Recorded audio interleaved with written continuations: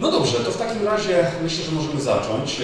Zaproszę pierwszego prelegenta, który będzie mówił na temat dochodu podstawowego jako stabilizatora systemu gospodarczego i krótko powiem, będzie to prelegent, który ma obywatelstwo belgijskie, urodził się w Niemczech, jak mi powiedział, mieszka w Anglii, natomiast pracuje w Finlandii. Także myślę, że szerokie spektrum. Nasz człowiek, our guy. Bardzo proszę o brawa dla naszego pierwszego prelegenta, Jurgen De Wispelaere.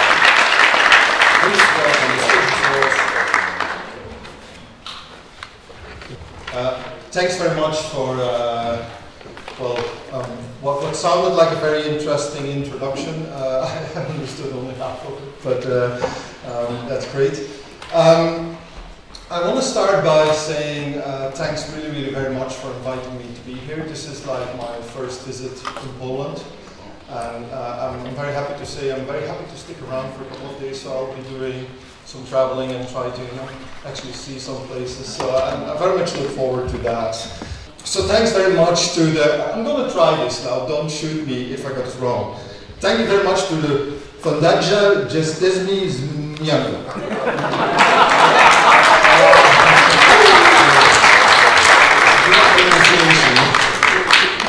It's always very important to get bonus points at the beginning. So if my presentation is very bad, remember this.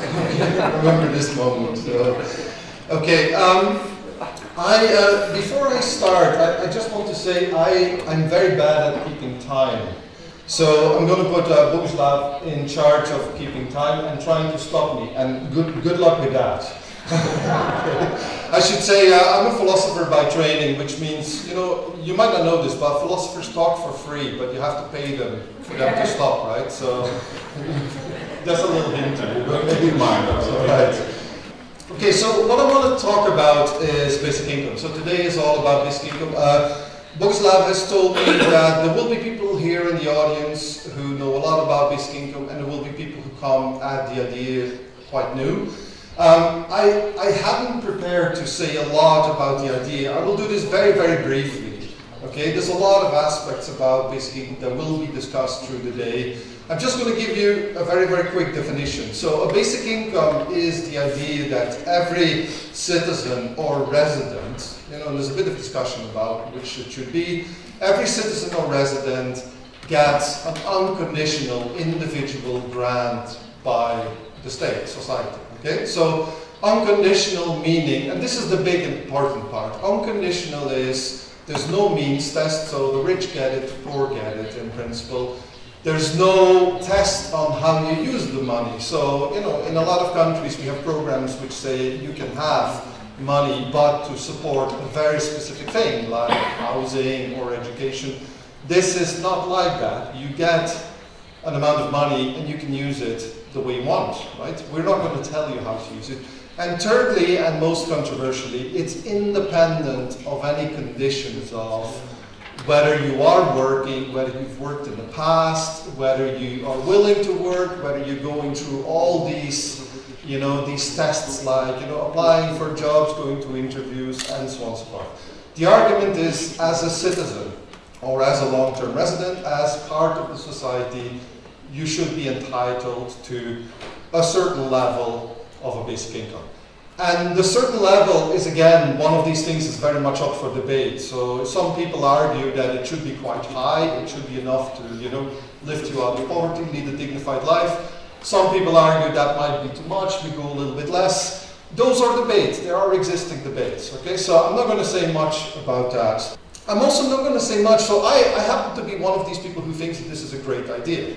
But I'm not going to tell you much about why I think it's a great idea. I think in the debate and throughout the day we'll learn a lot more about reasons for a basic income. I'm also not going to say much about the objections, okay? Obviously some people think this is a problem, we should be worried about this. Not going to say much about that. I'm also not going to say much about the economy, because you say I'm going to talk about stability of the economy. Actually, I'm not. So sorry about that. One of the reasons is I'm not really an economist. So and again, while maybe some of these things can come up in discussions, it's not really my expertise. What I'm interested in is the politics of basic income. I'm very interested in the fact that at the moment we have big debates in pretty much every country. Basic income has moved from being, somewhere up in the dark corner to suddenly being very prominent in policy discussions. And the question is, how do we move it up next? And with that in mind, I just kind of want to raise 3 different sets of issues that I think those of us who like the idea have to face. And the first one is about evidence. I mean, how do we actually evaluate this sort of scheme? And the second thing is about policy. How do we make it fit in an existing policy environment? And the third bit is about politics. What are the political challenges that we face? So that, in a nutshell, is what I want to talk about. So this is the starting point. This is a slide I borrowed from Scott Santon's, but properly attributed. This is a reflection of the media attention. You basically see that the media, social media, online media, didn't care about basic income until last year, and then suddenly you see it going up. Okay, that is the world we live in now. 2013 was before basic income. From 2013 onwards, now we live in post-basic income or in basic income time. It's a very big break. And actually, the same scheme. If you were to look at the amount of organizations that have popped up in every country. Like here we have a basic income group. There's some people here in the audience I know. That happens in every country. Again, before 2013, we didn't have many of those. Now it looks like every country has multiple organizations, right? If you think in terms of political people expressing their interest in basic income, you see exactly the same graph. So it's all like everything is happening. It seems very fast, very now. So everyone is talking about basic income. And it's an important context to be working in, because this also reflects my life. So I've been working on basic income for 15 or 20 years, and most of the time I was in the dark room, and no one wants to listen to me, and no one invites me to go anywhere. And now suddenly I get to speak in Warsaw and loads of other places. So this is a graph of my life. That's my life at the moment. So policy attention, this is very important, because media attention is one thing. It's great, all the media talk about it. You can see it in blog posts and Facebook and so on and so forth. That's fine. But what we're really interested in is, are there genuine policy initiatives? And policy attention itself has really boomed as well.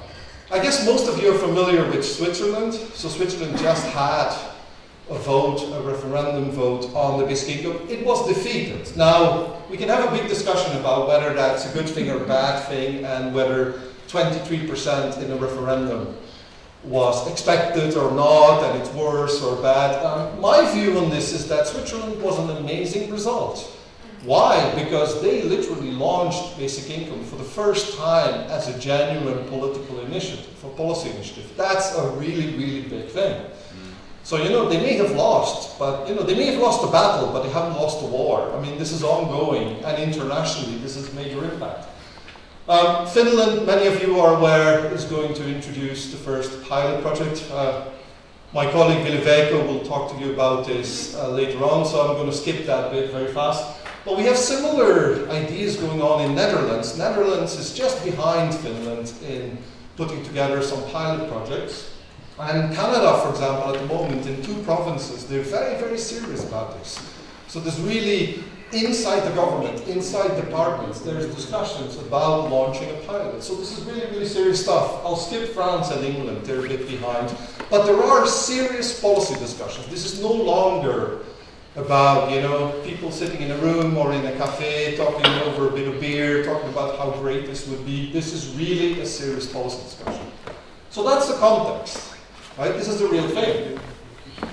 So then we need to think about the challenges. So there's hurdles we need to get over, right? So this is one of my favorite images. So people keep telling me that there's copyright problems, I shouldn't put this up, but I'm like, I just love this graphic, so I'm going to ignore the copyright for a moment. So there's three challenges I think that are important.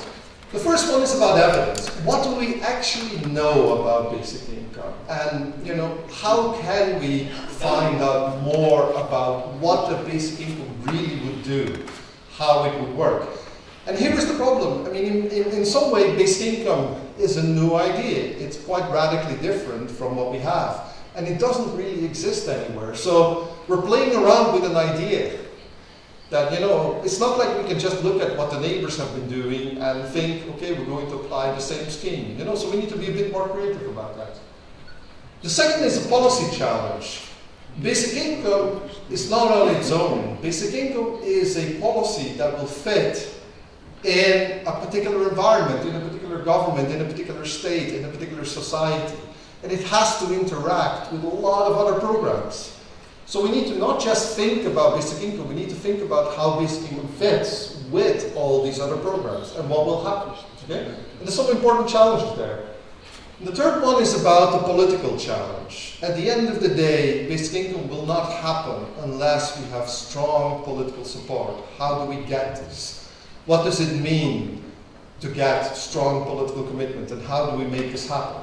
And these are three real challenges. And, I'm always the person in the room who, everyone comes up and talks very enthusiastically about basic income, and I'm always the guy who says, whoa, whoa, whoa, whoa, whoa, hold on a minute. And, it's a slightly frustrating job because I actually really, really like basic income, so I'm not against basic income, but I think taking basic income seriously means taking the challenges seriously and thinking very properly of what will happen next, what do we have to do next, okay? These are the things we have to figure out for basic income to become a reality. So let's go through this. So first, evidence, Evidence these days is a big thing. Many of you have heard of this idea of evidence-based policy making. Governments apparently now are looking at evidence and let that inform their policy making. But then the question is, how do we get this evidence? Now, when it comes to basic income, there's a lot of different ways in which we could think about this. Much of the arguments you will find about basic income are not really evidence. They are in some sense theoretically informed speculation. A bit wishful thinking, a bit analysis, proper analysis, but nevertheless not evidence in a straightforward way. You can think a lot about the principles of a basic income, but that will not tell you necessarily what the effects are going to be. The fact that the basic income is universal doesn't necessarily mean that it's going to create a more equal society, for example, right? Often people make these claims. It can or it cannot be. We need to figure out why or under what conditions it does have these effects, right? Assuming that those are the effects we want. The same about, diagnosing current programs. A lot of people argue saying that clearly what we have now doesn't work, so let's do basic income. But the fact that things are really messed up at the moment, that there's a lot of problems with how we organize our social support these days, doesn't mean that the basic income is going to be the big solution. I mean, we need to have more arguments on that. We need to go a bit deeper, okay? We can learn possibly from other programs. So people often argue and say, well, basic income does exist. It exists, for example, in Alaska, where every Alaska citizen, actually resident, long-term resident, gets about $2,000 American a year, which is paid once a year. But $2,000 American as a Christmas bonus is very, very different from having a monthly income guaranteed by the state, which could be, I don't know, let's say 500 euros, or I have no idea what that is in zloty, but So the point is, the scheme in Alaska is not quite a basic income. So we have to be careful by saying it might go in some direction, but we have to be very careful to look at what's happening there and think that exactly the same is going to happen here, right? Or in Finland, or in Belgium, or in England, whatever. So we have to be careful when we compare existing schemes. They go some way to giving us some indication, but not quite far enough. So then it gets us to the thing that everyone these days is very interested in, that's experiments. Now, we have had some experiments that are basic income experiments, but they've happened a long time ago, in the 70s in the United States and Canada, or they happened more recently, but in a context that is very, very different from what applies to us. So for example, experiments in India or in Namibia or in a small village, like literally 200 people in a village, actually not even 200, I think it's 80 or 90 people in the village in Brazil. What can they really tell us about a scheme that we would like to introduce in Poland? Has what, 40 million people? I think someone was saying yesterday. I mean, you know, what lessons can we learn from that? I think not many, right? We have to be careful about looking at those schemes and say that now we have evidence that applies to us. So the reality is we do need new experiments, we do need new pilots. And this is why Finland and Netherlands and Canada are, I think, on the right track. There's a lot we can do there. However, this is my big but, there's problems, right? So this is Finland en route to the experiment. Vileveiko will tell you more about that. Normally I explain a lot about Finland there, but you know, we have an actual expert here, so don't have to do this. So what are the problems with the experiment? This is not to say that we shouldn't do them. I think experiments are very, very good. But we need to keep in mind that in most practical cases, we're going to have very serious constraints on the difference between the ideal experiment we would like to run and the one we're actually going to have, right? And these constraints can be on the budget. I mean, the government actually has to spend quite a bit of money for an experiment to run, and it may not spend enough money, which means we may not be able to have enough people involved, right? So sample size is a problem. We may have practical problems about delivery systems. We may have legal problems, legislative problems. In Finland, there is a constitution that ensures equality of all the citizens. But in an experiment, you're effectively treating one group different than another group. You have a group that gets a basic income and a group that doesn't get it, and you compare them. So that, of course, doesn't quite work very well if you have a constitution that has equality. So we need to find ways around that, right? So lots of constraints. But constraints then means we also have to compromise, right? So we have to compromise. We will get an experiment that will tell us something, but it may not tell us everything we would like to know about basic income, right? And this is where it gets us to the real issue. At the end of the day, experiments is about science, partly, but it's really also about politics. We should never forget that when you do an experiment, when you do basic income experiment, politics is always there. So this is what I call the rabbit in the hat principle. We all know the magician who takes the rabbit out of the hat. Well, why does the rabbit come out of the hat? I'm going to give you the secret, because first they put the rabbit in there. Okay? This is the big secret. Everything else is just a show. It's the same with experiments. You put a lot of resources, commitment, design, expertise into the hat, and then you get a result out of it. If you start compromising on resources in various ways, and you may have to, it will affect the results. But you have to be aware of that. We have to be aware of the fact that the results always will require social and political evaluation, right? You never ever get away from the fact that this is a social policy that will have to be discussed properly amongst society, amongst politics, and so on and so forth. So one key lesson for me, political interpretation doesn't disappear. You know, this is not just about a scientist will tell us what basic income will happen or whether basic income will work. They will give us some information, we will still have to evaluate it, we will still have to make a decision. So far on evidence. So that's just literally a very brief nutshell. You know, we do need to know a lot more about basic income. Experiments are a very, very good way because, to be honest, we don't have a lot of other options. But we need to be careful about thinking that experiments are going to tell us everything. And that, you know, in some sense, at the end of the day, politics really, really does still matter. So what about policy? So the policy agenda, I want to focus on 2 points. The first point is basic income. People always think about basic income as this one thing, this one policy, but it isn't. For me, basic income is a family. It's a family of ideas around individual grants, unconditional grants, universal grants, so we get these principles, but when you come to specific proposals, there's a lot of variation. So it is a family of proposals, there's a lot of different things in there. So the details do matter. Okay, when we talk about basic income, when people ask me, are you in favor of basic income? my first question is which basic income, right? It's very important. If you read the newspapers now, if you read blog posts, Facebook, you name it, all these articles on basic income, you will have a lot of claims. Basic income will do this, basic income will do that. That depends. It depends on the design specifics, and they can differ quite a bit. You can have a basic income that is very left-wing, you can have a basic income that is very right-wing. They will do very different things. Very, very different things. This is actually one of my favorite quotes. Brian Barry, who's now passed away, is actually, he's a big political philosopher who wrote this, and I'm just going to read it out loud because I think it's a brilliant quote. Asking about the pros or cons of basic income as such is like asking the pros or cons of keeping a feline as a pet, without distinguishing between a tiger or a tabby. So a tabby is a house cat, right? So if someone tells you, are you a dog person or a cat person? You want to know whether the cat refers to a big tiger or to a little house cat. It's the same with basic income. We need to be very specific. It's about a family.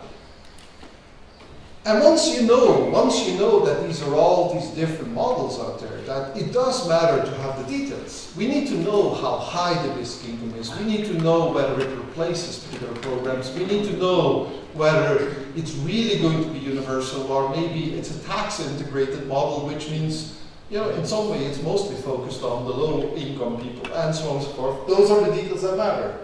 But then they interact, and this is a key point. They interact with the policy environment. People often argue, I often get this when I talk to people, I say, well, basic income can be complicated. No, basic income is very simple. It's so simple, you just give everyone money. That's so simple, right? It is, but basic income does not just happen on its own. It interacts with a complicated, complex policy environment. That means it's a complex interaction. It becomes a complex policy, right? We should not avoid that. There's a lot of very hard, difficult questions that we need to figure out. So, for example, this argument about whether basic income will replace some of the existing programs. I mean, there's no doubt that it will replace some programs, right? Sometimes people argue saying that, no, basic income will be on top of everything else. That's not going to happen, right? That's very, very unlikely. It will replace some programs, but the big question is which programs? And that's where we need to have a very strong social debate, political debate. And again, keep in mind, different basic income models interacting with a complex system, different questions, right? Different questions. A related point is basic income may impact very differently on different groups of people. So think about the single mother, one child family versus, two people, no children versus a couple with 3 children. I mean, these are the sort of groups that when we think about social policy, we want to know how these different groups are affected. What actually turns out when we start modeling basic income is they have effects on these different groups. Some of these groups may become losers, some of these groups become winners. So we're going to have complicated discussions, right? Why? Not because basic income is complicated, but because basic income interacting with other policies, housing benefits, unemployment policies, child benefits, education benefits, you name it. All these allowances, benefits, they have to interact. We need to decide how they should interact. Very complicated stuff. And a final quick problem, it's not just that it's complicated, it's also that a policy environment is changing. It's changing all the time. We sometimes have this idea, we're going to implement the basic income in a fixed system, but that's not how it happens. Implementing basic income can take time. A lot of people favor a gradual approach. It could take maybe up to 5 or 10 years before you have something like a full basic income. But 5 or 10 years, that's a long time. Lots of things can change. So we need to think about that again. I'm not saying, to repeat this, very important, I'm not saying this is a problem for basic income per se. It's not a reason not to have basic income, but it is a reason to really think about these things, right? To accept that this is a challenge.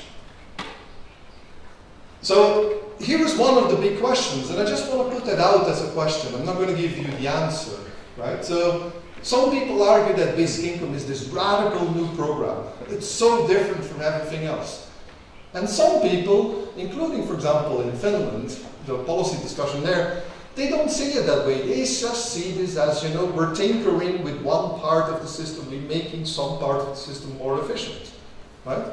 But it matters, because if it's very radical, we will expect a lot of changes. We need to really think about a lot of changes, and we may have a lot of uncertainty.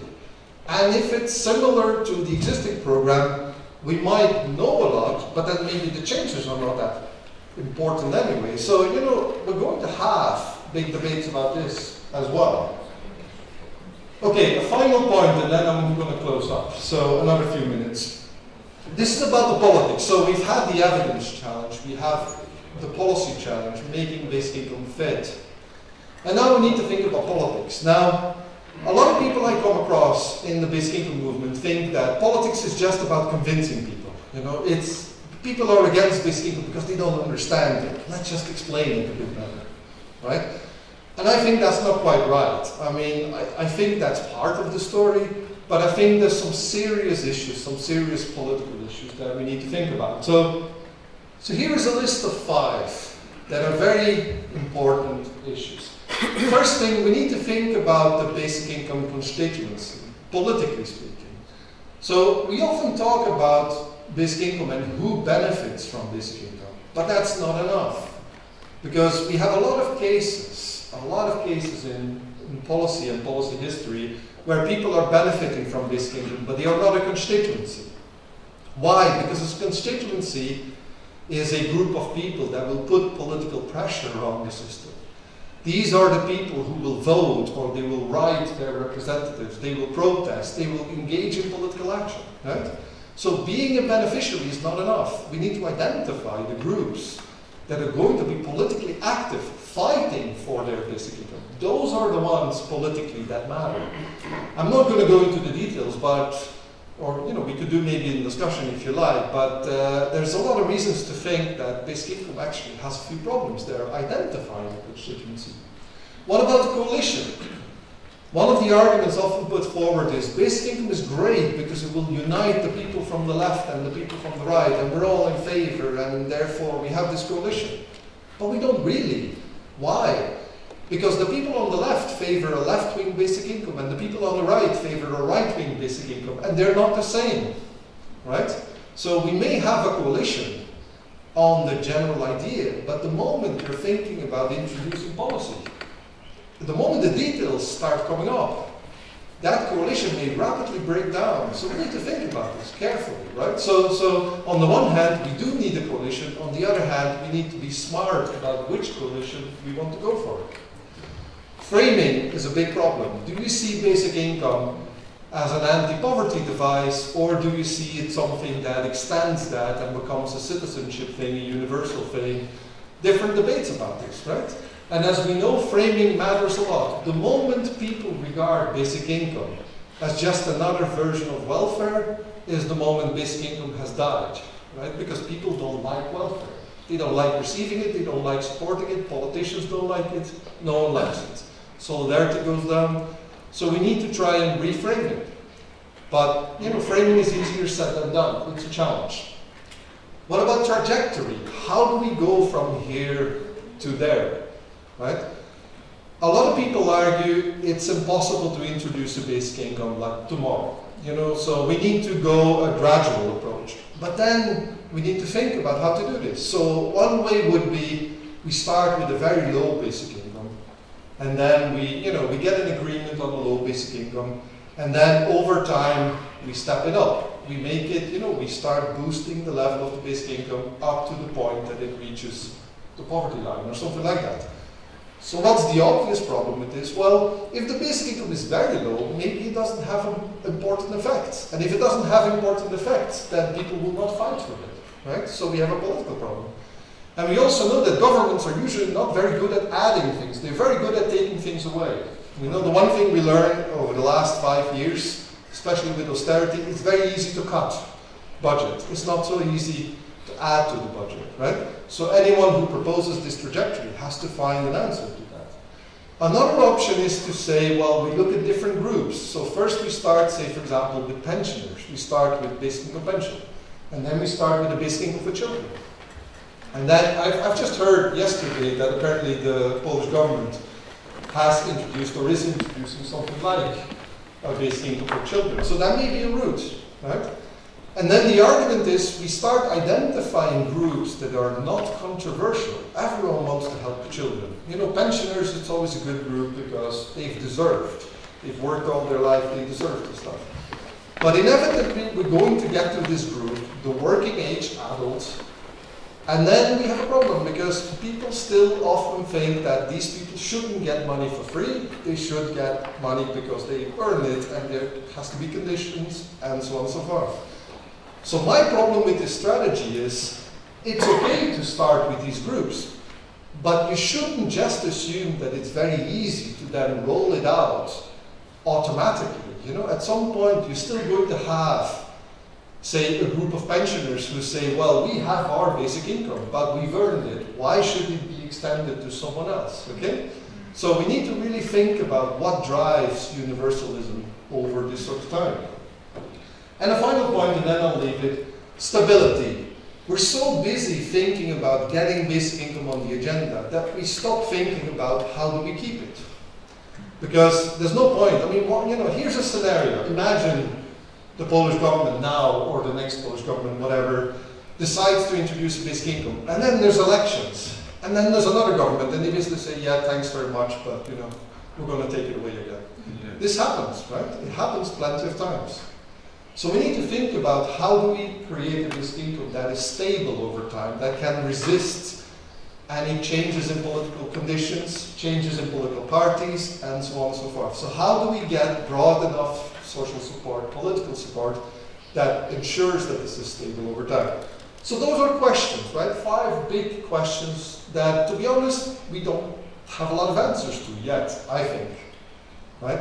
And actually, we're only starting the debate. And this is the debate that we're going to have in the next couple of years. The very important debate to me. So with that, I thank you very much for listening.